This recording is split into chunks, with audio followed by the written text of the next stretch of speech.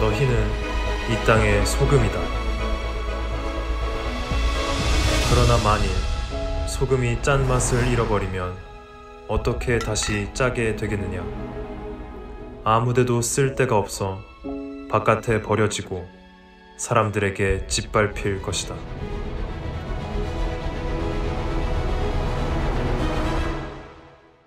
너희는 세상의 빛이다. 산 위에 세워진 도시는 숨겨질 수 없다. 등잔을 켜서 그릇으로 덮어두지 않고 등잔대 위에 두어 그 빛을 집안에 있는 모든 사람들에게 비추는 것이다.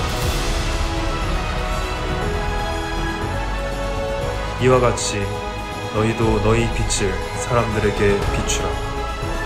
그래서 그들이 너희 선한 행실을 보고 하늘에 계신 우리 아버지께 영광을 돌리게 하라.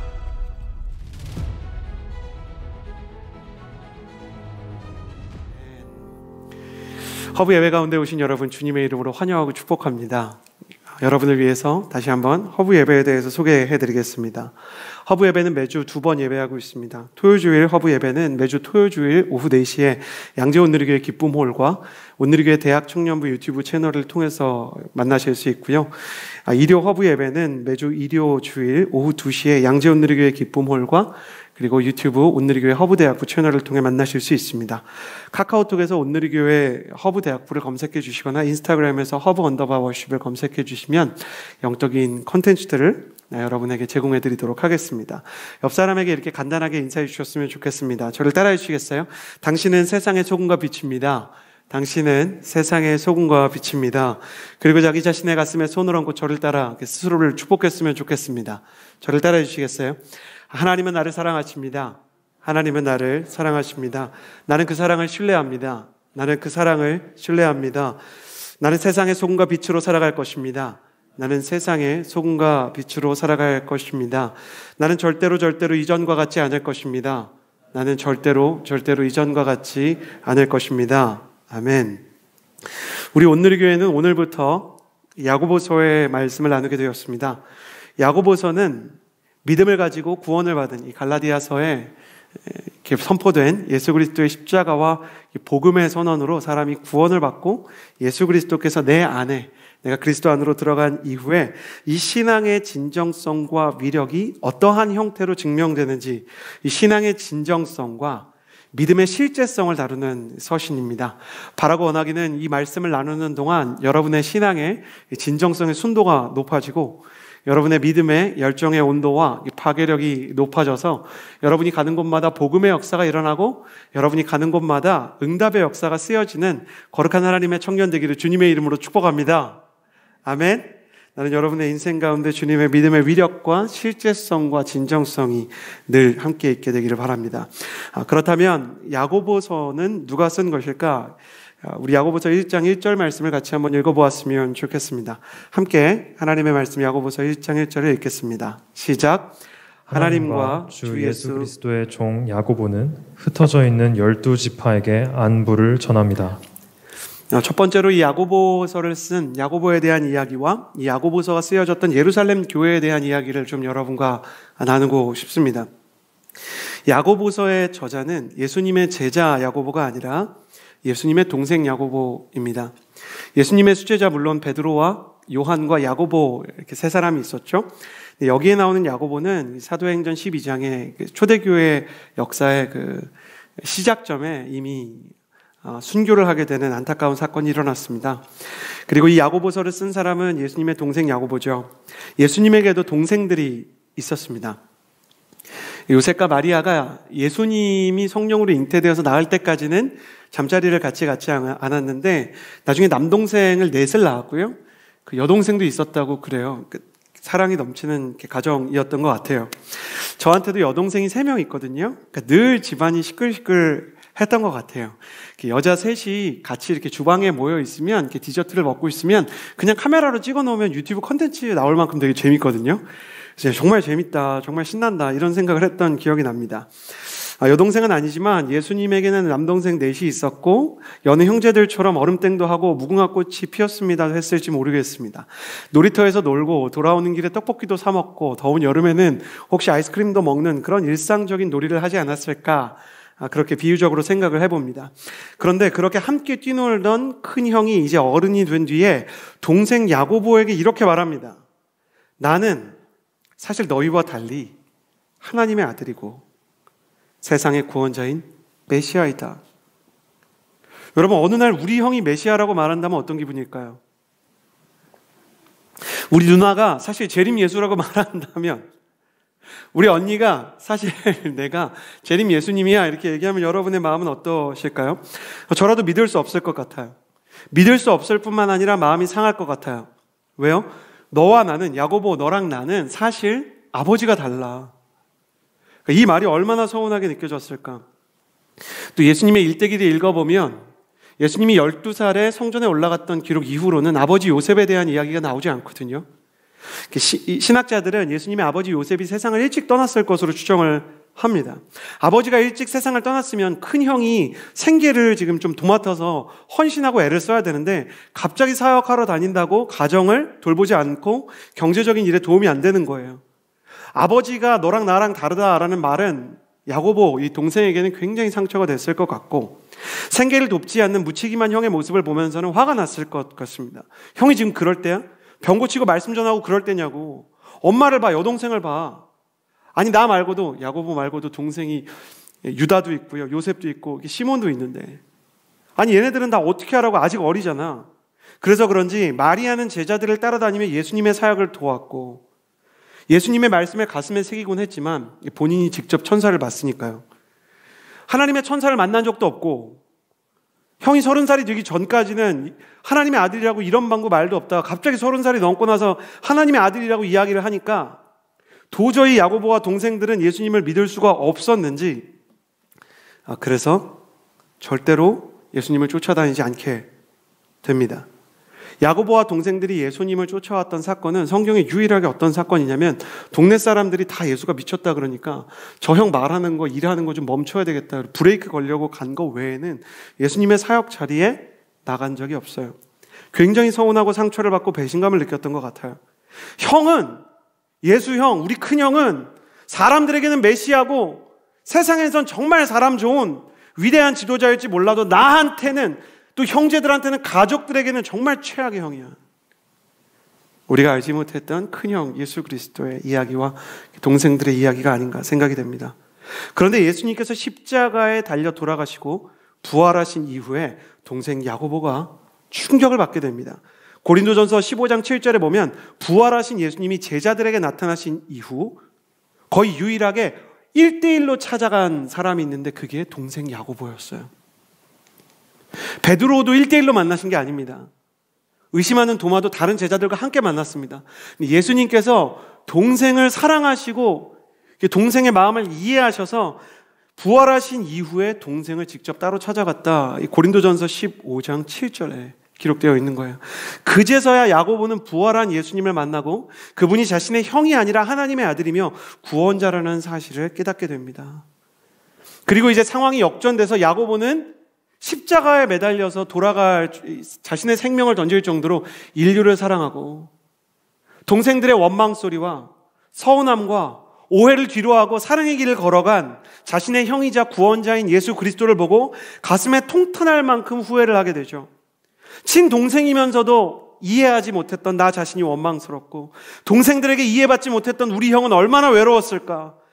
내가 예수 형에게 상처를 준 건 아닐까? 그래서 그는 일평생 자신을 예수 그리스도를 부활하신 예수님을 만난 이후로 예수 그리스도를 자신의 형이라고 부르지 않습니다. 오늘 말씀을 보십시오. 뭐라고 자기를 소개하고 있습니까? 예수 그리스도의 종이다 이렇게 얘기하고 있어요. 나는 예수 그리스도의 동생이라 불릴 자격이 없다. 사람들은 다 예수님의 동생이야 라고 말하지만 실제로 나는 그분의 동생 노릇을 한 적이 없다. 나는 오히려 그분의 종이고 그분에게 빚진 자이고 그분에게 너무너무 못할 만한 말들을 하며 그들의 마음을, 예수님의 마음을 상하겠다 이렇게 얘기하게 되었던 것이에요. 부활하신 예수님을 만나고 예수님이 승천하신 장면을 목도한 이후에야 예수님이 하셨던 모든 말씀들이 하나하나 이해가 되기 시작했던 야고보는 후회와 눈물 속에서 사도행전 1장을 보면 어머니인 마리아와 함께 제자들이 기도하던 마가의 다락방에 들어가게 됩니다. 사도행전 1장을 보면 예수의 어머니 마리아와 그의 형제들, 야고보와 형제들이 다 같이 마가의 다락방에 모였다 이렇게 얘기를 해요. 그래서 거기서 기도하다가 사도행전 2장에 바람처럼 불처럼 임한 성령님을 경험하게 되는 거예요. 이 온 가족이. 여러분 저를 보시겠어요? 명절을 지나면서 굉장히 낙심한 분들 안 계세요? 아직도 우리 가정 가운데 복음이 안 전해졌다. 아직도 내가 혼자 예배를 드렸는데 우리 가정에 우리 아버지에게 우리 형제들에게 복음이 전해질 기미가 보이지 않아. 여러분 낙심하지 마십시오. 예수님도 죽었다 살아나서야 가정 복음화의 꿈을 이루셨어요. 가장 가깝지만 가장 예수님의 복음을 받아들이지 않았던 그들, 예수님은 그 뼈아픈 감정을 이렇게 표현하셨어요. 선지자가 고향과 자기 집에서는 높임을 받을 수가 없다. 나의 말이 이 가족들 가운데 들어가지 않는구나. 그분의 외로움이 사무쳐 있는 구절. 그러나 주 예수를 믿으라 그리하면 너와 내 집이 구원을 얻으리라 하는 약속의 시발점과 같이 예수님께서는 부활하시고 나서 자신의 가정에 복음을 이루셨어요. 여러분 명절날 여러분이 함께 예배를 드렸던 그렇지 않던 간에, 또 여러분이 명시적으로는 같이 교회를 다니지만 실제적으로 본질적으로는 예배와 신앙이 없는 부모님과 함께 지내고 있다 하더라도 예수님께서 여러분의 가정을 긍휼히 여기시고 또 여러분을 통해 예수님처럼 그 가정에 복음이 전해질 것을 믿으시기를 주님의 이름으로 축복합니다. 여러분이 바로 믿음의 그 예배의 본질적인 신앙의 기초를 세우는 하나님의 영적인 1세대가 되기를 주님의 이름으로 축복합니다. 부모님께서 물론 1세대라면 너무 감사한 일이지만 여러분을 통해서 가정에 영적인 축복과 영적인 복음화가 일어나기를 바라게 되는 거예요. 그리고 성령님께서 임하셨던 이 마가의 다락방을 중심으로 여러분과 제가 알고 있는 예루살렘 교회가 세워지게 됩니다. 예루살렘 교회는 어디서부터 세워졌는가? 마가의 다락방에서 세워지기 시작한 거예요. 예루살렘 교회의 첫 번째 지도자요 목회자는 예수님의 수제자였던 베드로였습니다. 베드로에게는 자기도 알지 못했던 은사가 있었는데 일이 일어나기 전까지는 자기에게 그런 은사가 있는지를 모르는 거죠. 그는 설교하는 은사와 병 고치는 은사가 있었어요. 성령이 임하고 나서야 베드로가 기계적으로 암송하고 뜻도 모르고 묵상했던 그 말씀에 성령의 기름 부음이 임하기 시작했고, 그 성령의 기름 부음 속에서 일어나고 있는 모든 영적인 현상과 역사를 향한 하나님의 계획이 무엇인지 하나하나 풀리기 시작했던 거예요. 베드로가 설교할 때마다 남자만 3,000명, 5,000명씩 예수님을 믿었고 여자와 아이들까지 합치면 7,000명에서 한 15,000명 정도 되는 사람들이 예수님을 믿기 시작했어요. 그러니 예루살렘 시내에 양재온누리교회보다 더 많은 사람들이 모이는, 양재온누리교회 성도님들은 한 15,000명에서 17,000명 정도를 이렇게 보거든요. 그러면 그거보다 훨씬 더 큰 교회가 세워졌던 것이에요. 수많은 남자들이 회개를 하고 수많은 여자들이 세례를 받았습니다. 수많은 아이들이 예수님의 아이가 되겠다 꿈이 자라는 땅 파워웨이브가 세워졌고요. 수많은 대학부 청년들이 차세대 교사로 헌신하기 시작했어요. 뿐만 아니라 베드로가 가는 곳마다 수많은 병자들이 일어났고, 이 베드로와 함께 하시는 성령의 권능을 따라 더 큰 부흥이 산불이 전염되는 것처럼 빠르게 확산되기 시작했습니다. 베드로는 위대한 지도자였고 탁월한 설교자였으며 영적인 은사자였던 것이에요. 야고보는 베드로를 도우며 형에게 도움을 주지 못했던 지난날의 후회를 거듭하지 않기 위해 마치 최고의 공격수 뒤에서 미드필더 역할을 도맡으며 수비형 미드필더가 전진 패스를 뿌리는 것처럼 내가 저 사도의 뒤를 도와주는 사람이 되어야겠다. 인생 전체를 교회 사역에 헌신하기 시작했습니다. 그러나 초대교회의 부흥과 기적이 거듭될수록 영적인 공격도 거세게 다가오기 시작했습니다. 여러분 저를 보시고 따라해 주시겠어요? 부흥의 시기마다 영적인 공격이 있다. 이거는 한 번도 벗어난 적이 없는, 역사상 한 번도 비껴난 적이 없는 영적인 법칙이에요. 영적인 부흥이 일어나면 그 뒤에 반드시 영적인 공격이 찾아옵니다. 사단은 여러분이 은혜 받기를 원하지 않습니다. 악한 영의 세력은 여러분의 가정에 예배가 세워지는 것을 결단코 원하지 않습니다. 여러분이 큰 은혜를 받을 때는 잠시 물러갔다가 여러분이 예배당을 떠나고 은혜의 자리를 떠나는 순간부터 여러분의 영혼을 집요하게 무너뜨리려고 합니다. 혹시 여러분의 영혼 가운데 허브 예배 때 너무 큰 은혜를 받고 있지만 집으로 돌아가서 여러분의 현실을 마주하는 순간 은혜를 받았던 뜨거운 마음은 모조리 식어버리고 여러분의 인생의 현실이 너무 암담하고 차갑게 느껴지는 사람은 없는지요?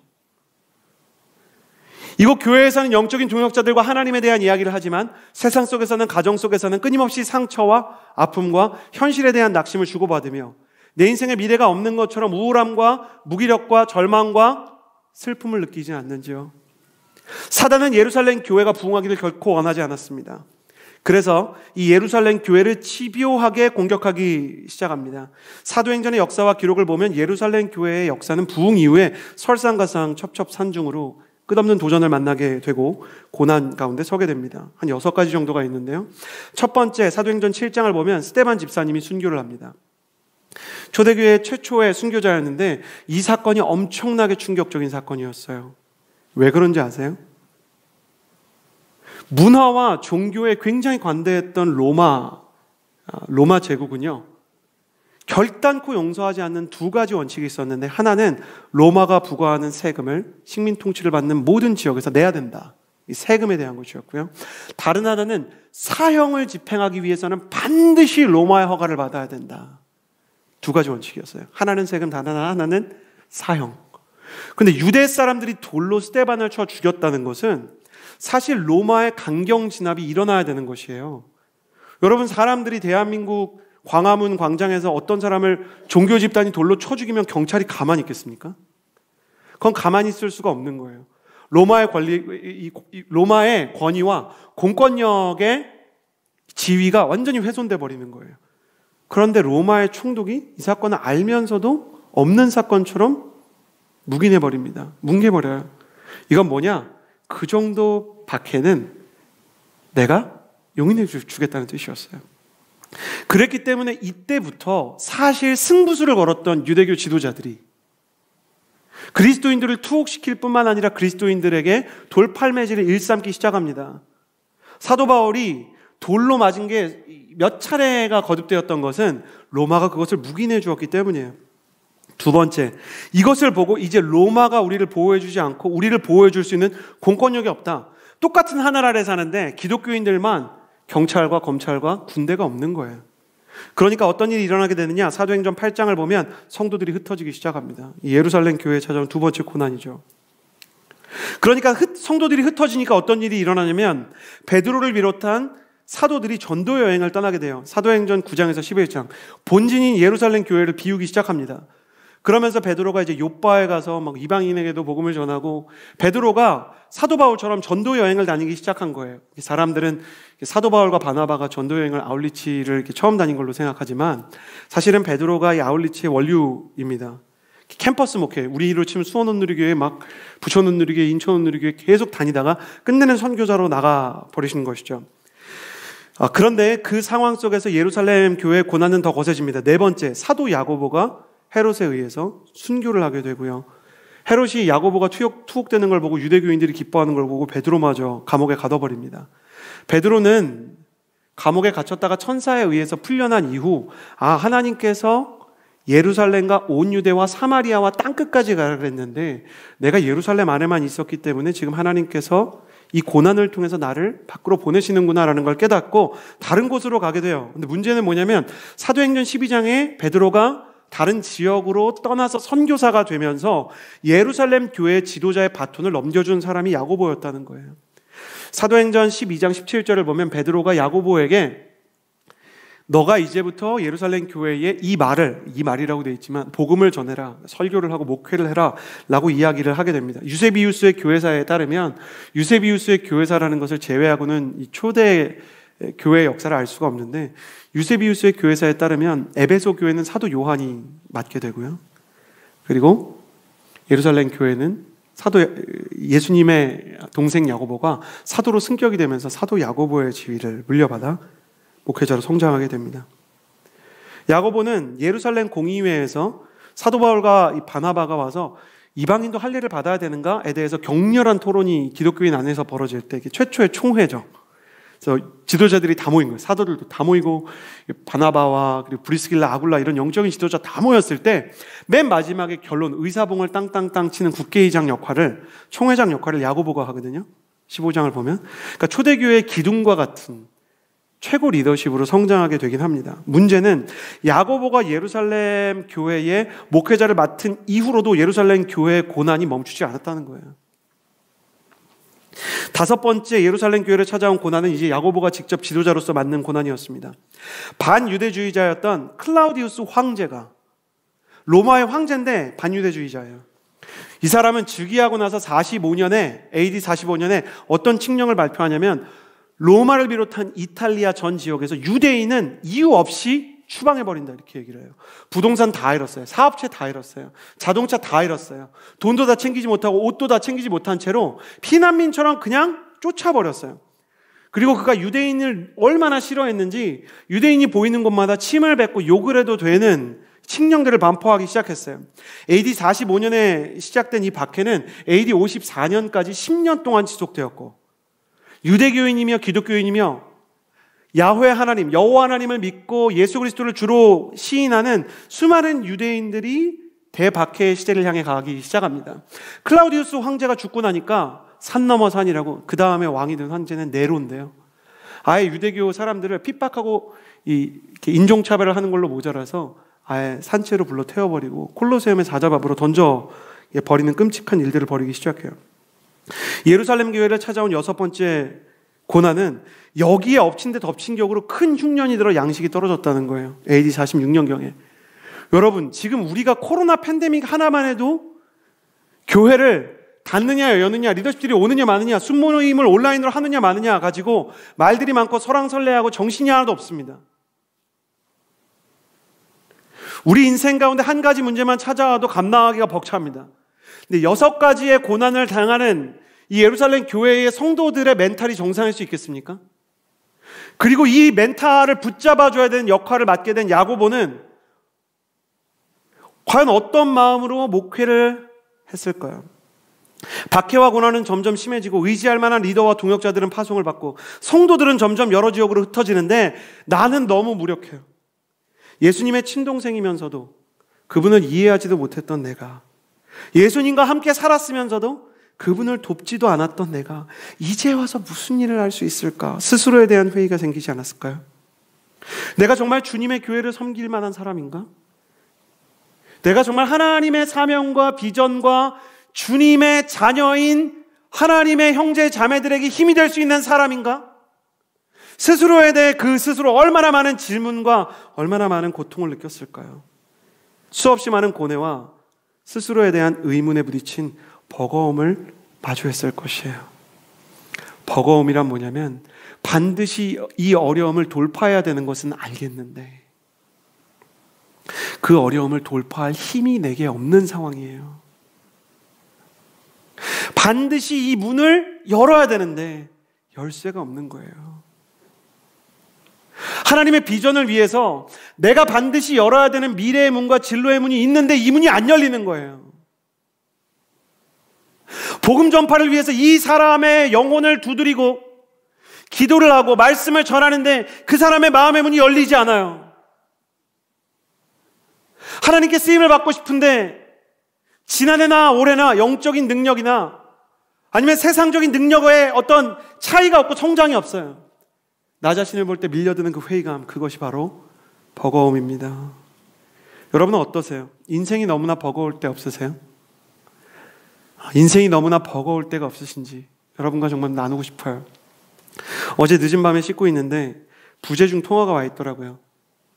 한 형제한테 온 전화인데 이 형제는 늘 예의 바른 분이어가지고 밤에 전화할 분이 아니거든요. 저희 예배 MC가 형제 한 명 예배 MC가 있는데 굉장히 정중한 친구예요. 근데 밤 11시쯤에 정중하게 목사님 혹시 시간 되시면 통화 가능하실 때가 있으신가요? 이렇게 오면 제가 이렇게 전화를 해야 되는 상황입니다. 고민이 많은 거예요. 형제들은 그런 게 있습니다. 이렇게 자기보다 나이가 많고 이 목회자인 지위에 의해서이든 아니면 그 사람의 나이에 의해서이든 지위도 나이도 자기보다 많은 사람에게는 좀 조심하는 경향이 있죠. 그런데 밤 늦게 이게 전화가 찍혀 있는 걸 보니까 이 친구가 무슨 일이 있는 것 같아요. 그래서 전화를 해보니까 역시나 어려운 일이 있더라고요. 이 형제가 결혼을 앞두고 양재온 누리교회 근처에 빌라를 전세로 얻게 되었어요. 그래서 들어가려고 정식 계약 전에 정식 계약을 하기 전에 앞으로 계약합시다. 딴 데 팔지 말아주세요. 그러고 예약금 명목으로, 계약금은 아니고요. 가계약금이라고 하는데 한 200만 원 정도를 가계약금으로 송금을 했는데 이 빌라에 대해서 이 형제의 아버님이 알아보니까 근저당, 그러니까 이 빌라에 금융권의 빚이 너무 많은 거예요. 금융권의 빚이 너무 많으면 나중에 이제 이 자신이 넣은 전세금을 받으려고 그럴 때 못 받을 수가 있거든요. 이게 막 파산을 하고 그러면 금융권에게 우선권이 있으니까 국민은행이나 하나은행이나 이런 곳에서 먼저 가져가고 남는 돈을 준단 말이에요. 근데 남는 돈이 없으면 못 받게 되는 문제가 있으니까 근저당이 너무 많은 거예요. 근데 공인중개사가 이거를 소개해 줄 때 근저당이 없다고 얘기했었던 거예요. 거기다가 설상가상이죠. 공인중개사, 자신에게 이 집을 소개해 준 공인중개사가 공인중개사 자격증이 없는 거예요. 대리인인 겁니다. 끔찍한 일 아닙니까? 공인중개사 대리인이라는 자가 있는데, 대리인은 이제 영업도 할 수 있고 실장도 할 수 있는데, 계약을 할 때 계약금을 송금받는 과정에서는 자신이 공인중개사가 아니고 대리인이기 때문에 공인중개사 입회하에 계약하겠다는 이야기를 해야 돼요. 자신이 공인중개사가 아니고 대리인이라는 얘기를 해야 된단 말이에요. 그런데 대리인이라는 사실을 알리지 않았어요. 건물 담보도 빚도 없다 그랬어요. 그러니까 이 소식을 들은 양가 부모님이 화가 나셔서 전투력이 올라오기 시작한 거죠. 형제 부모님, 자매 부모님이 이 공인중개사와 집주인한테 전화를 해서 사정없이 압박하기 시작하는 거예요. 전화하자마자 이 얘기부터 하셨대요. 전화 끊지 마시고요. 통화는 녹음되니까 정확하게 얘기하셔야 됩니다. 사실과 다르게 얘기하실 경우에는 법적인 책임을 지실 수가 있습니다. 거짓 진술을 확인하는데 다행히 본계약이 아닌데다 상대방이 자신의 잘못을 다 인정을 하고 가계약금을 돌려주겠다라고 이야기를 했기 때문에 자신이 그래도 좀 마음이 한시름 놓였다라고 얘기하는 거예요. 아직 다 돌려받지는 않았지만 돌려받겠다라고 약속을 하고 어제 전화를 끊었다는 거예요. 그런데 이 일이 다 지나가고 돈을 돌려받기로 약속을 받고 나서 스스로를 돌아보니까 두 가지 측면이 너무 힘든 거예요. 첫 번째, 나 예수님 열심히 믿었는데 내게 왜 이런 문제가 생겼을까? 아니, 하나님이 왜 이런 시험을 피해가게 안 하시고 내가 이런 시험을 경험하게 하실까? 두 번째는 나는 왜 이런 걸 모를까? 아니, 내가 알았으면 좋았을 텐데 양가 부모님이 이거 해결해주고 내가 좋은 집 얻었다고 막 득이양양해서 양가 부모님한테 얘기했더니 어우 기특하다 이런 얘기 들었던 게 엊그제 같은데 이런 걸 몰라서 정말 너무 민망하고 낙심되고 내가 정말 앞으로 좋은 남편으로 가정을 잘 이끌어갈 수 있을까? 그리고 내가 정말 예수 믿는 사람인 거 양가 부모님이 다 아는데 내가 어떤 영적인 하나님에 대한 이야기를 전할 때 양가 부모님이 그 이야기를 정말 리스펙트할 수 있을까? 너무너무 창피하고 스스로가 한심하게 느껴지는 거예요. 그러면서 스스로 좋은 남편이 될 수 있을지 가정을 잘 이끌 수 있을지 버겁게 느껴지고 괴롭다 이런 생각이 든다는 거예요. 이 이야기를 다 듣는데 주님께서 제 마음 가운데 두 가지 질문을 주셨는데 지금 생각하면 이 두 가지 질문이 너무 감사한 거였어요. 왜냐하면 제가 그때까지만 해도 야고보서 설교를 어떻게 되는지 모르겠는데 이 두 가지 질문이 설교를 준비하는데 가장 중요한 질문이 결국은 되었거든요. 두 가지는 간단했어요. 이 상황에서 최고의 결과는 무엇일까? 그리고 이 상황에서 최악의 결과는 무엇일까? 자, 이 부동산에 복잡하게 얽매여 있는 상황 속에서 최고의 결과는 무엇인지 그리고 최악의 결과는 무엇인지를 각각 생각을 해본 거예요. 둘이 같이 얘기하면서. 첫 번째, 최고의 결과는 뭐냐면 물론 돈을 받으면 좋겠죠. 그러나 돈을 받지 못하더라도 양가 어른들 그리고 예비 신부와 이 일을 통해서 더 좋은 관계가 되는 거예요. 200만 원이 작은 돈은 아니지만 돈을 돌려받고 관계가 만약에 틀어지는 상황이 벌어지는 것보다는 이쪽이랑 돈독해지고 예비 신부와 가족들과만 행복해질 수 있다면 나는 그 돈쯤은 얼마든지 지불할 수 있다. 물론 그 돈도 돌려받을 것 같긴 하지만요.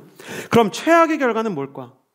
돈을 받냐 못 받냐. 돈을 못 받는 게 최악의 결과가 아니라 이 상황 때문에 예비 신부나 아니면 양가 부모님 중에 누군가 관계가 깨지는 거예요. 그래서 우리는 대화를 하면서 서로 발견하게 됐어요. 이 문제에서 제일 중요한 거는 관계고 사람이다. 근데 너무 감사한 건 뭐냐면 하나님께서 이 상황 속에서 어려움이 발생했을 때 양가 부모님이 어려운 상황이잖아요. 어려운 상황에 대해서 해결을 해 나가고자 하는 역할 분담이 완벽하게 신랑 측과 신부 측이 되시고 그리고 두 분의 의견에 사돈 관계에 어려움이 전혀 없고 아무도 서로를 원망하지 않고 그리고 열심을 가지고 이 아들과 딸을 도와주려고 하셨던 거죠. 게다가 예비 신부는 이런 것도 똑바로 안 알아보고 이런 걸 계약하려고 그랬냐, 어쩐지 느낌이 안 좋더라, 이렇게 얘기하지 않고 다행이다, 하나님께서 도와주셨나 보다, 그리고 정말 어른들이 애써주셔서 고맙고 나는 당신이랑만 안 틀어지면 된다, 이렇게 얘기를 해준 거예요. 가만히 보니까 걱정이 아니라 굉장히 행복한 사나이더라고요. 뭐 이렇게 어려운 건가. 가만히 들어보니까 제 인생에 고민이 더 많을 수 있겠다라는 생각이 들기도 했어요. 그래서 우리는 이런 결론을 냈어요. 도와주신 어른들에게 감사하다고 감사 표시를 하고, 지지해준 예비 신부에게는 내가 알아보지 못했던 부분이 있는데도 불구하고 나를 지지해줘서 당신을 더 사랑하게 됐다라고 말하자. 그러면 이 어려운 상황을 통해서 오히려 양가의 신뢰가 깊어지고, 그리고 예비 신부와의 관계에도 사랑이 더해지지 않겠느냐, 정리가 되기 시작했던 거예요. 야고보도 예루살렘 교회의 어려운 상황 속에서 자신이 당하고 있는 이 고난과 시험을 어떻게 받아들여야 하는지에 대해 수없이 고민했을 것입니다. 그리고 스스로가 경험하고 있는 리더의 자리에서 찾아온 이 버거운 시험에 대해, 예루살렘 교회가 감당하기 어려운 이 무거운 시험에 대해 결국 이런 결론을 내리게 되는 것이죠. 야고보서 1장 12절의 말씀을 같이 한번 읽어보았으면 좋겠습니다. 함께 읽어보겠습니다. 시작. 시험을 견디는 사람은 복이 있습니다.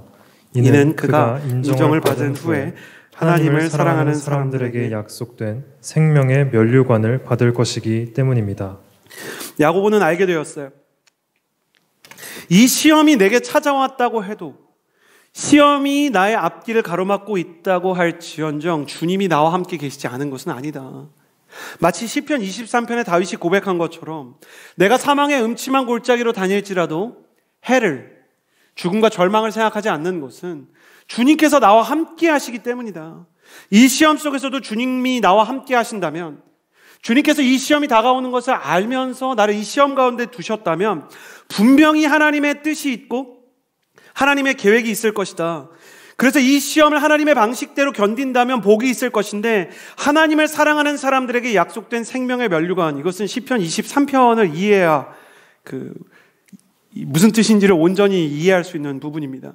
시편 23편을 보면 사망의 음침한 골짜기로 다닐지라도 해를 두려워하지 않는다 그랬고, 다윗이 자신의 인생 전체를 돌아보면서 주께서 기름으로 내 머리에 바르시고 내 원수의 목전에서 상을 베푸셨다 이야기하죠. 야고보서 상황 속으로 이렇게 얘기를 해보면 시험이 앞에 있지만 주님께서 먹고 살 수 있는 길을 주시고, 그리고 생명의 면류관을 부어주셔서 죽고 나서 천국 가는 게 아니라 이 상황 속에서 내가 왕처럼 이 상황을 주도할 수 있는, 왕이라는 것은 상황을 주도할 수 있는 권한을 얘기하는 거예요.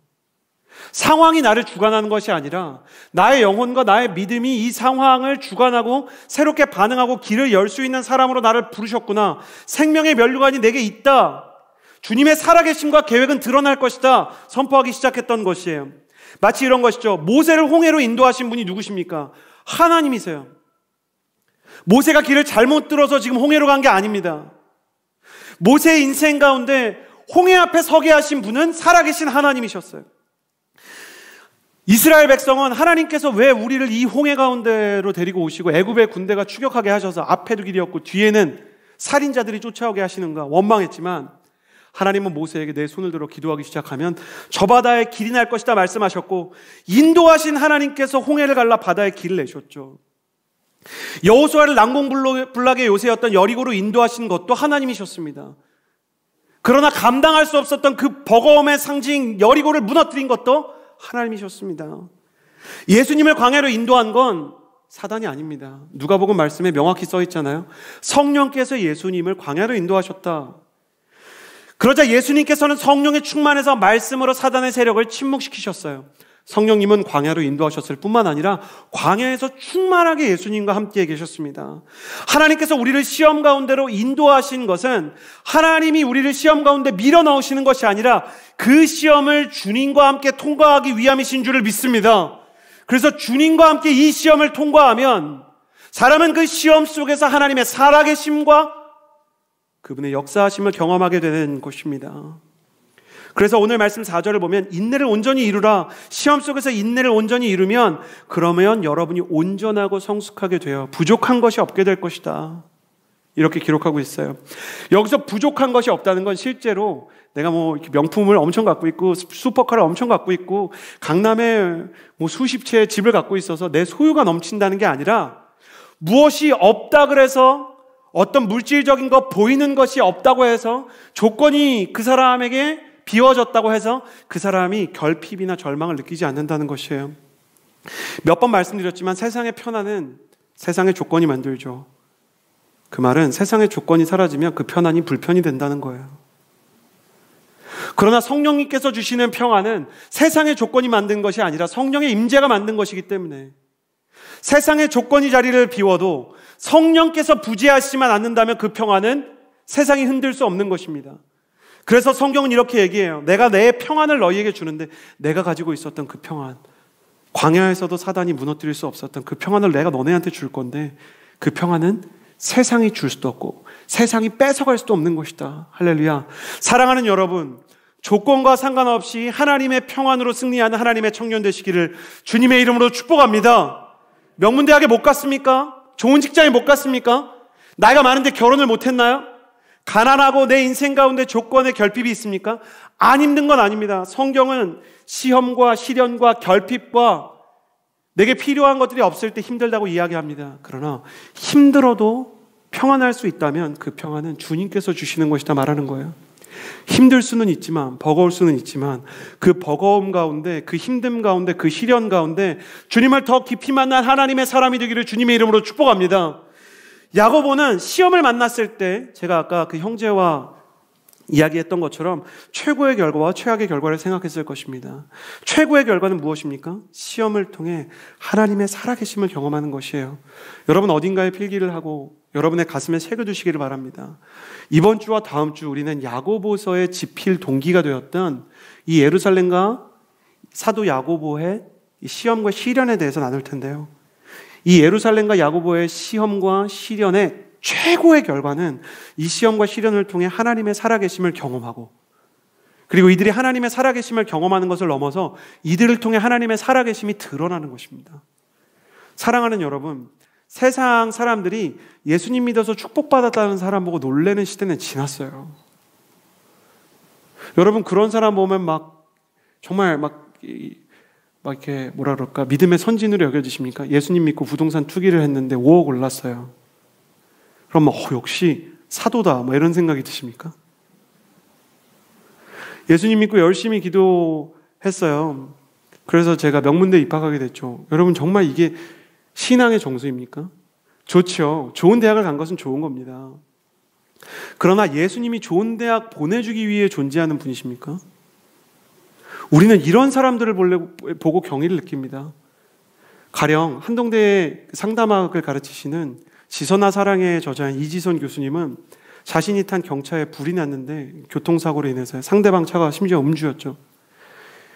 불이 나서 여성으로서는 정말 끔찍한 전신화상을 입었음에도 지선아 사랑에 하나님을 예배합니다라는 마음을 잃지 않고 세상이 내게서 모든 것을 빼앗아갔지만 믿음만은 빼앗아가지 못했다라는 말을 했죠. 자신은 불행하지 않다라는 것을 자신의 인생의 가르침의 기초로 삼는 그분이 우리의 인생 가운데 주는 도전이 예수님 믿고 아파트값이 뛴 그 사람의 것과 같습니까? 세상 사람들이 경이롭게 느끼는 것은 시련과 시험이 꺾지 못하는 믿음입니다. 사울왕과 같이 미친 직장 상사가 짓누르지 못하는, 깨뜨리지 못하는 멘탈입니다. 다윗을 보십시오. 미친 왕 사울 앞에서 하프를 켭니다. 요셉을 보십시오. 성폭력 미수범이라는 오명을 뒤집어 쓰고서도 주님을 향한 믿음을 잃지 않습니다. 하나님의 살아계심을 온전히 경험한 사람은 반드시 예수 그리스도의 증인이 돼서 하나님의 살아계심의 증거가 된다는 거예요. 그래서 야고보서가 교회의 본문으로 채택되기 전부터 놀랍게도 저는 하나님의 응답이라고 생각이 돼요. 시험이 찾아올 때라는 프로젝트를 준비하라는 마음을 작년부터 주셨어요. 공무원 시험을 준비하고 그리고 교사가 되기 위해서 임용고시를 준비하고 회계사 시험을 준비하고 대학원 시험을 준비하는 친구들을 위해서 기도해 주어라. 근데 기도의 방향이 하나님 합격하게 해주세요가 아니라 하나님 이 사람의 인생이 지금 시험을 준비하고 공부해서 시험 앞에 서는 것처럼 인생의 수많은 영적 시험 가운데에서도 주님이 원하는 길 가게 해주십시오. 이 시험의 결과와 상관없이 주님께 쓰임을 받고 주님의 살아계심을 드러내는 한 사람의 크리스천으로 세상 가운데 쓰임받는 하나님의 사람이 되게 해주십시오. 기도하게 하나님께서 시키시는 거예요. 물론 저는 목회자로서 여러분이 시험 앞에 섰을 때 합격하기를 바랍니다. 그러나 여러분이 시험에서 어떤 결과를 받게 되든 영적인 시험에서는 끝까지 통과해서 하나님의 살아계심을 경험하고 하나님의 살아계심의 증거가 되는 청년이 되기를 더욱 바랍니다. 그래서 이것을 가지고 시험이 찾아올 때 여러분 한 사람 한 사람을 위해서 기도하기로 작정했던 거예요. 그리고 나서 이 시험이 찾아올 때 프로젝트를 위해서 기도하는 중에 야고보서의 말씀이 저에게 주어졌어요. 전 정말 소름 돋았어요. 소개하자마자 바울의 인사말 같은 것도 없이 야고보는 결론이 빠른 사도거든요. 2절 말씀에 형제들이여 여러 가지 시험을 만나거든 온전히 기쁘게 여기라. 인내를 온전히 이루면 이 시험 가운데 온전하고 성숙하게 될 것이다 말씀하셨던 거죠. 여러분이 앞두고 있는 이 시험에 대해서 시험이 찾아올 때 주보로 보내드릴 겁니다. 뭐든 상관없으니까요. 적어주세요. 혹시 어떤 영적인 시험 때문에 괴로워하고 있다면 정규적인 시험이 아니더라도 적어주시면 위에서 기도하겠습니다. 그렇다면 시험을 만났을 때 최악의 결과는 무엇인가? 최고의 결과는 하나님의 살아계심을 경험하고 그 살아계심의 증거가 되는 거죠. 최악의 결과는 뭐냐면 시험을 만난 이후에도 하나님을 경험하지 못하고 오히려 그분을 잃어버리는 것이에요. 여러분 저를 보시겠어요? 시험이 없는 인생은 없어요. 시련이 없는 청년이 없습니다. 청년이 살기 쉬운 세대가 존재했겠습니까? 그렇지 않습니다. 지나고 보니 그 시대가 좋았다라는 건 있어도 그 시대를 살아가는 사람들에게 청년은 언제나 현존하는 미래이기 때문에 미래는 언제나 불안하고 청년은 항상 도전자인 것이죠. 기성세대가 우리 시대를 보면서 참 살기 좋아졌다라는 말이 사실 어른들이시지만 무례한 이야기인 것처럼 우리가 어른들의 시대를 보면서 그 시대는 참 좋았겠네요 라는 말은 전쟁을 경험한 기성세대들에게는 참 할 수 없는 말인 것이에요. 왜 우리는 다른 사람의 시험에 대해서는 쉽게 얘기하면서 내 인생의 시험에 대해서는 정말 죽을 것처럼 이 고난에 대해서 계속 이야기하는 원망과 불평을 가지고 있는가? 시험 속에서 하나님을 만나고 있지 않기 때문입니다. 여러분 한 주간 동안 아니면 여러분의 지금 이 시기에 돌파해야 되는 시련과 고난과 목표가 무엇이 있냐 그러면 대부분 이야기를 할 걸 갖고 있을 거예요. 어떤 인생을 살고 싶냐? 그것을 위해서 어떤 장애물을 넘어야 되냐? 그러면 생각나는 게 있을 거예요.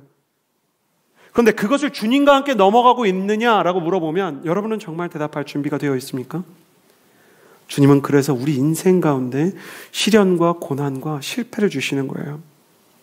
왜 그런가? 시련과 실패는 영혼 가운데 매우 특이한 작용을 합니다. 구약과 신약의 그 긴 수천 년의 역사 속에서 단 한 번도 예외가 없었던 시험의 법칙이 있는데 시험은 영혼의 집중력을 강화시켜요. 여러분 말을 보시면요. 말 어떻게 생겼는지 아시죠? 말은 눈이 사람처럼 앞에 붙어 있는 게 아니라 물고기처럼 옆에 붙어 있잖아요. 그래서 말이 주변 시야가 되게 이렇게 넓은데 생각보다 겁이 많아서 말이 경주마로 트랙을 달리게 하려고 그러면 옆을 못 보게 해야 돼요. 옆을 보면 이 옆에서 뛰는 말이 무서워가지고 딴 데로 이탈할 수가 있습니다. 큰 사고가 나죠. 그래서 경주용 말을 보면 전부 다 눈이 가려져 있어요. 이렇게 앞만 볼 수 있도록 이렇게 눈이 가려져 있다는 거예요. 시험은 말의 눈에 절반만 가려진 안대처럼 우리의 영혼 가운데 집중력을 가져옵니다. 우리는 고난이라는 안대를 통해서 오직 주님을 바라보는 영적인 집중력을 회복하게 돼요. 그렇지 않던가요? 여러분 그런 생각을 가지게 될 거예요. 몸이 너무 아프거나 시험에 떨어졌거나 여자친구랑 헤어졌거나 여러분의 진로의 어떤 부분이 막혔거나 여러분 물질적인 어려움이 찾아오면 왜 이런 문제가 내게 찾아왔지? 처음에 원망도 불평도 하다가 하나님의 뜻은 뭐지? 내가 어떻게 해야 이 시험을 벗어날 수 있지? 영적인 생각을 하게 되지 않던가요? 폐허 위에 시험 위에 세워진 예배는 보통 예배랑은 다른 거예요. 시련과 시험을 가지고 하나님을 간절히 찾는 자의 예배는 그 기도가 뜨겁지는 않을지언정 그 목마름은 매우 처절한 거예요. 하나님이 날 좀 도와줬으면 좋겠다라는 폐허와 같은 심정, 시련 위에서 정말 불타는 것 같이 하나님 앞에 마주선 믿음의 목마름은 보통 예배랑은 너무 다른 거예요. 주님은 목마른 자마다 와서 마시라 그랬는데 이 말은 정말 무서운 말이에요. 예배에서 가장 중요한 말씀이죠. 목마르지 않으면 마실 수가 없어요, 예배라는 건. 우리는 시련 가운데, 시험 가운데 목마름을 배워요. 주님, 내가 너무 목마릅니다. 너무 힘겹습니다. 너무 괴롭습니다. 주님, 내가 어떻게 하면 주님이 원하시는 것을 선택하고 이 시험을 탈출할 수 있습니까? 그러면서 우리는 두 가지 중에 한 가지 갈림길 가운데 반드시 서게 돼요. 예수님을 믿는 사람들이 처음에는 똑같이 은혜 가운데 가는 것 같다가 시험을 만나면 이쪽 아니면 저쪽이에요. 이쪽에는 너무 힘들어서 하나님을 놓아버리는 인생이 있어요. 그리고 저쪽에는 너무 힘들지만 하나님만 붙잡는 인생이 있어요. 이쪽에는 너무 버거워서 기도를 끊어버리는 사람이 있어요. 그리고 저쪽에는 너무 힘들어서 기도를 시작하는 사람이 있죠. 이쪽에는 너무 괴로워서 예배의 자리를 떠나는 사람이 있고, 저쪽에는 너무 괴로워서 예배의 자리로 돌아오는 이가 있어요. 둘 다 말이 되지 않습니까? 너무 힘들어서 기도를 못하게 됐어요 라는 말도 말이 되고, 너무 힘들어서 기도만 하게 됐어요 라는 것도 말이 되죠. 묻고 싶어요. 여러분은 어디로 가고 싶어요? 여러분의 인생과 여러분의 신앙과 여러분의 예배는 정말 힘든 일을 만났을 때 너무 힘들어서 주님 떠나는 최악의 결과로 가고 싶어요? 아니면 너무 힘들지만 이 홍해를 가르시고 여리고성을 무너뜨리시고 이 광야 가운데 나를 인도하시는 하나님과 함께 나아가고 싶어요? 이 둘의 결말은 너무나 다를 것인데 당신은 오늘 어디에 서서 어느 길로 가기를 원하십니까? 인생이 버거울 때 동의하시는 분들만 아멘 하십시오. 오직 주님께 집중하는 예배가 회복되는 하나님의 예배자 청년이 되시기를 주님의 이름으로 축복합니다. 너무 힘들어서 기도하는 인생이 될지어다. 너무 힘들어서 예배하는 인생이 될지어다. 너무 괴로워서 너무 버거워서 내 힘으로 돌파할 수 없기에 능력이 많으신 한없이 풍성하신 주님 붙잡는 인생이 될지어다. 너무 괴롭고 너무 한계를 느껴서 영적인 목마름을 느끼는 하나님의 사람들, 너무 힘겹고 너무 괴로워서 주님께 집중하는 하나님의 사람들이 될지어다. 여러분의 영혼이 지금 어떤 상태이든 지금 이 시점부터는 회복을 향해, 주님의 임재를 향해, 주님의 일하심의 나타남을 향해, 여러분을 통해 주님의 이름이 증거되는 증인의 삶을 향해 나아가는 축복이 있게 되기를 주님의 이름으로 축복합니다. 그렇다면 이 시험 가운데 우리는 어떻게 주님을 향한 목마름과 집중된 시선을 지킬 수 있을까? 세 가지를 여러분과 나누기를 원합니다. 3절에서 4절의 말씀입니다. 함께 읽겠습니다. 시작. 여러분이 알다시피 여러분의 믿음의 연단은 인내를 이룹니다. 인내를 온전히 이루십시오. 그러면 여러분이 온전하고 성숙하게 돼 아무 것에도 부족한 것이 없게 될 것입니다. 첫 번째, 인생이 버거울 때 저를 따라해 주시겠어요? 인내를 붙들라. 인내를 붙들라. 첫 번째 단계는 인내를 선택하는 거예요. 인내를 선택하는 건 첫 번째 단계예요. 왜 그런가? 인내는 최악의 결과를 피하는 작용을 하기 때문이에요. 여러분, 항상 어떤 영적인 문제가 찾아오면 최악이 뭐고 최고가 뭔지를 하나님 앞에서 정말 고민해 보셔야 되거든요. 근데 보통 최악은 하나님을 잃어버리는 거예요. 하나님을 잃어버리는 거. 아니면 영혼을 잃어버리는 거. 인내는 왜 인내하는가? 이유를 모르기 때문에 인내하는 거예요. 야고보서는 이후에 인내의 상징으로 욥을 가져오거든요. 욥의 특징은 뭐냐면 고난을 당하는데 이유를 몰라요. 근데 이유를 모르는 대신에 욥이 하지 않은 게 있어요. 원망하지 않고 신앙을 버리지 않았어요. 그걸 인내라고 부르는 거예요. 인내는 시험을 만났음에도 불구하고 하나님을 놓지 않는 믿음이죠. 그러나 하나님의 뜻과 하나님께서 내게 이 어려움을 주신 의미는 모르는 겁니다. 어떤 사람들은 하나님의 뜻과 하나님의 의도를 모르면 할 수 있는 일이 없다고 생각합니다. 근데 그렇지가 않습니다. 인내하는 것입니다. 인내를 한다는 것은 하나님이 싫어하는 걸 하지 않는 겁니다. 원망하지 않는 것이죠. 예배를 버리지 않는 것이죠. 무슨 뜻인지 모름에도 불구하고 하나님 앞에서 처절하게 예배의 자리라도 지키는 것이죠. 왜 나에게 이런 고난과 시험이 다가왔는지, 이 시련을 통해 하나님께서 내게 원하는 것이 무엇인지 알지 못합니다. 욥처럼. 그럼에도 불구하고 지금까지 나를 인도하신 하나님의 살아계심 때문에라도 내가 그분을 버리지 않고 나를 지켜주셨던 주님을 신뢰하는 믿음을 정말 온 힘 다해 붙잡는 것입니다. 주님, 내가 지금 왜 여기에서 이 고통을 당하는지 모르겠습니다. 여러분, 회사 가서 정말 애매히 고난받는다. 여러분, 그 말씀이 너무 잔인하지 않습니까? 애매히 고난받는다는 성경의 구절이 있어요. 제가 제일 싫어하는 성경 구절. 이유를 모르는 거죠. 애매하게. 그냥 사람이 날 싫어해. 여러분 다 아시죠? 그냥 이유 없이 날 싫어하는 사람이 있어요. 저만 있어요? 그러니까 있잖아요. 내가 특별히 잘못한 게 없는데 날 싫어하는 사람이 있잖아요. 나를 싫어하는 사람이 있어요. 이유를 찾으려고 얘기해도 이유를 알 수가 없어요. 20대는 되게 순진해서 나를 되게 싫어하는 사람이랑 정말 진심을 다해서 소통하면 해결될 거라고 생각하는 분들이 많은데 그거 웬만하면 하지 마세요. 나이가 들면 알게 돼요. 저 사람이 나를 이유 없이 싫어한다면 그 이유를 납득할 수 없다는 걸. 인내는 뭐냐면 그럼에도 불구하고 하나님이 싫어하는 최악의 결과는 내가 저 사람 미워하는 거니까 미워하지 않는 겁니다. 하나님이 싫어하시는 일이 무엇인지는 알기 때문에 그 싫어하는 걸 하지 않는 게 인내입니다. 인내하는 사람은 그래서 침묵할지언정 원망하지는 않습니다. 상처를 받을지언정 미워하지는 않습니다. 기도가 되지 않을지언정 눈물을 흘리며 탄식만 할지언정 그래도 예배의 자리는 떠나지 않습니다. 저는 하나님께서 왜 제가 열심히 헌신하는데도 불구하고 저의 가족들을 다 행복하게 해주시는 건 아닐까라는 생각을 한 적이 있었습니다. 그러나 하나님을 저는 원망하진 않았습니다. 저의 몇 안 되는 좋은 점 중에 하나는 저는 아무리 힘들어도 하나님을 원망하지 않는다는 것입니다. 왜 하나님을 원망하지 않는가 생각해 봤더니 저는 야고보와 비슷한 사람이기 때문입니다. 저는 인생에 너무나 많은 시간을 하나님께 상처를 드리면서 살았습니다. 수많은 사람들이 저에게 예수 그리스도를 전했고 수많은 사람들이 저를 위해 기도했지만 저는 저의 청소년기 전체를 하나님과 동떨어진 삶을 살 뿐만 아니라 중보기도를 저를 위해 기도해 주는 사람들을 조롱하며 살았습니다. 진짜 하나님이 계시면 죽기 전에 회개하겠다고. 뱀의 날름거리는 혀처럼 말이라도 못하면 밉진 않은데 중보기도자들이 제 말을 듣고 심지어 눈물을 흘린 적이 여러 번이었습니다.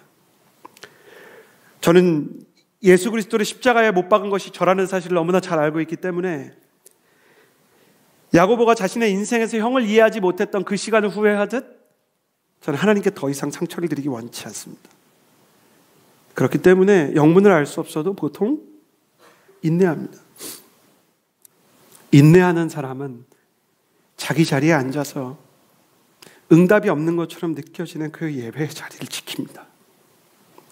저는 여러분이 인내의 영성을 가졌으면 좋겠습니다. 왜냐하면 하나님은 자기를 기다리는 자에게 나타나시기 때문입니다. 하나님은 자신에게 기대감을 가진 사람을 배신하지 않으십니다. 하나님은 자신과 함께 고통 속에서 이 시련 속에서 주님을 바라보는 사람의 눈을 외면하지 않으십니다. 시간이 걸릴 때가 있지만 하나님께서 시간이 걸리게 하시는 이유는 그 광야 속에서 내가 주님 한 분만에게 모든 것을 맡기는 믿음을 회복하게 되기 때문입니다. 시험을 겪기 전에는, 고난을 겪기 전에는 내가 의지하는 것이 많습니다. 사람도 의지하고 돈도 의지하고 방법도 의지하고 내 재능도 의지해 봅니다. 시험을 경험하기 전에는 수많은 사람들에게 나의 인생을 의탁해 봅니다. 그러나 막상 내 인생에 결정적인 시험이 찾아오면 그 시험을 도와줄 수 있는 사람이 없습니다. 그러나 단 한 분 주님만큼은 나의 믿음과 인내를 배신하지 않으시고 끝내 그 홍해 가운데 길을 내시고 여리고를 무너뜨려 주시고 광야 가운데서 예수님께 그렇게 하셨던 것처럼 떡으로만 사는 것이 아니라 하나님의 말씀으로 산다는 게 무슨 의미인지를 깨닫게 해주십니다. 나는 여러분이 그 광야 속에서 예수 그리스도의 말씀과 음성을 듣게 되기를 주님의 이름으로 축복합니다. 인내하십시오. 예배 자리를 지키십시오. 주님, 내가 잘하는 건 없지만 기도를 막 뜨겁게 하는 것도 아니지만 이 자리에서 여기 주님을 기다리고 있습니다라고 말하십시오. 당신의 무릎으로, 당신의 몸으로 이 자리에 앉아 기다린 그 시간을 주님께서 외면하지 않으실 것입니다. 야고보는 그래서 그런지 별명이 있습니다. 야고보는 낙타 무릎이라는 별명을 가지고 있어요. 이 사람은 목회가 너무 힘들어가지고 맨날 무릎을 꿇고 기도하다가 무릎이 낙타처럼 튀어나왔다고 합니다. 평생 약간 농담이지만 스키니진 같은 거 못 입는 거예요. 무릎이 너무 나와 있는 거죠. 그는 무릎으로 하나님 앞에 기도하다가 첫 번째 단계 인내에서 살아계신 하나님을 만나기 시작했습니다. 욥의 인내가 헛되지 않아 주님의 임재를 만났듯이 여러분의 인내도 끝내는 하나님의 임재를 경험하게 될 것입니다. 두 번째, 5절에서 8절의 말씀을 같이 한번 읽어보겠습니다. 5절에서 8절 함께 읽겠습니다. 시작. 여러분 가운데 누구든지 지혜가 부족하면 모든 사람에게 후히 주시고 꾸짖지 않으시는 하나님께 구하십시오. 그러면 주실 것입니다. 오직 믿음으로 구하고 조금도 의심하지 마십시오. 의심하는 사람은 바람에 밀려 요동하는 바다 물결 같습니다. 그런 사람은 주께 무엇을 받을 것이라고 기대하지 마십시오. 그는 두 마음을 품은 사람으로 그의 모든 길은 정함이 없습니다. 인생이 버거울 때 두 번째는 지혜를 구하라입니다. 저를 따라해 주시겠어요? 지혜를 구하라. 인내가 최악의 결과를 피하는 것이라면 지혜는 최고의 결과를 추구하는 것이죠. 시험을 만났을 때 최고의 결과는 하나님의 살아계심을 경험하는 것이라 그랬죠. 솔로몬이 구한 지혜는 원어로 듣는 마음입니다. 살아계신 하나님의 마음과 역사하신 하나님의 음성이 들리는 것이죠. 지혜라는 것은 시험의 한복판에서 벗어날 길을 이렇게 꼼수처럼 구하는 게 아니라 하나님의 뜻과 음성을 구하는 기도예요. 사람이 시험에 들면 지혜를 잃어버리기 마련이죠. 운전을 하다가 길을 잃어버린 사람처럼 하나님의 뜻과 하나님의 마음을 듣지 못합니다. 그러나 시험의 광야에서 이스라엘 백성이 스스로 길을 찾을 수 없었던 것처럼 모세와 함께 광야에 있었던 이스라엘 백성이 구름 기둥과 불 기둥을 쫓았던 것처럼 이스라엘 백성이 따라야 하는, 구해야 되는 것은, 또 우리 성도들이 구해야 되는 것은 하나님의 인도하심입니다. 히브리어로 광야라는 단어는 미드바르라는 단어입니다. 원어로 미드바르는 이렇게 사막, 빈 땅 이런 뜻이 아니고 하나님의 말씀으로부터라는 뜻이에요.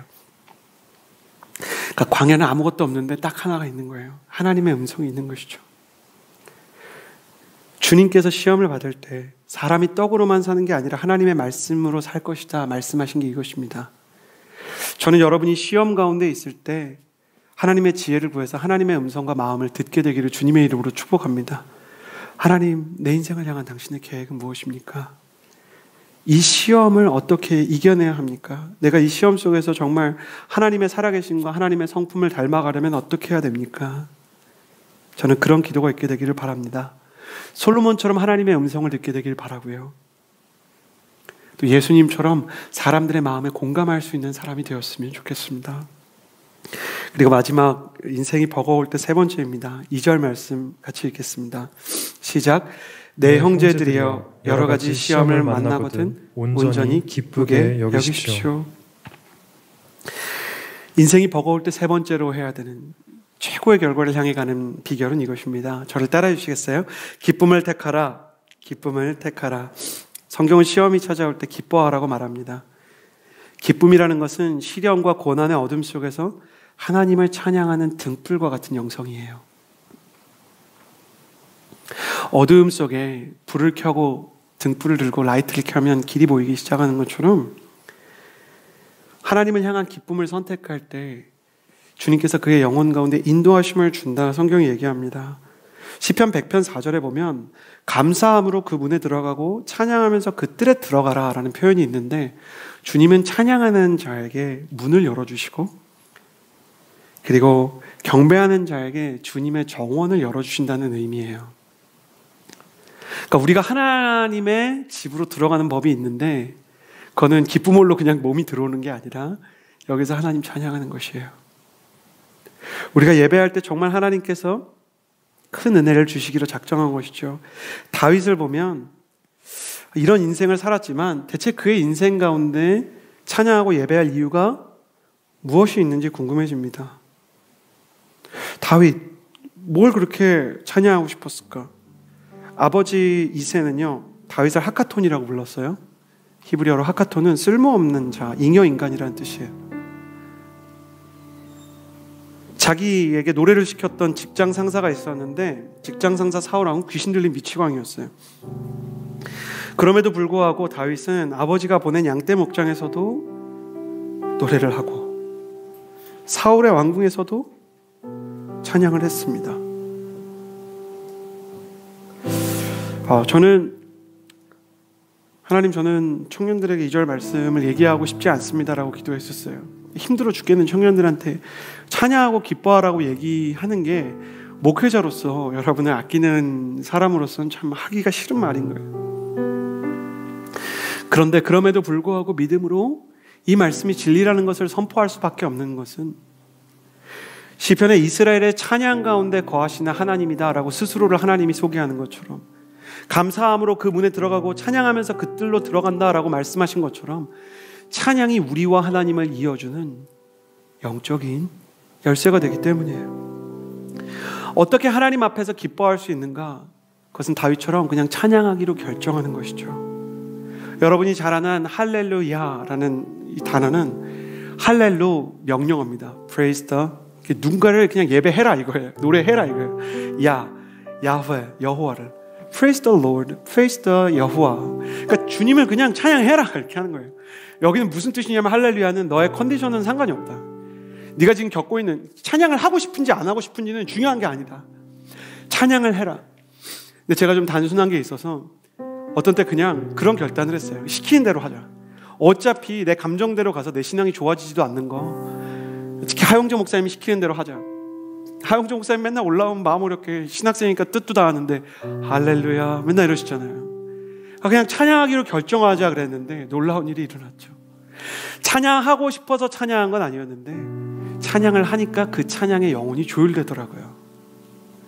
내가 찬양할 만한 상태나 감정이어서 찬양했던 게 아닌데 찬양을 하니까 내 감정이 예배하는 마음으로 변하더라고요. 야고보는 그래서 기뻐하라 라고 이야기했던 거예요. 찬양하라 라고 얘기했던 거예요. 그렇게 하면 하나님께서 너의 인생 가운데 힘을 주실 것이다. 시험이 찾아올 때 여러분 기억하십시오. 최고의 결과는 주님을 만나는 것이고요. 주님의 뜻을 모르는 단계에서도 인내해야 되고, 주님의 뜻을 구하며 지혜를 구해야 되고, 감정과 상관없이 찬양을 선택해야 됩니다. 그러면 홍해 가운데 인도하신 주님이 홍해를 열어주듯 여러분의 인생 가운데도 하나님의 살아계심이 드러날 것입니다.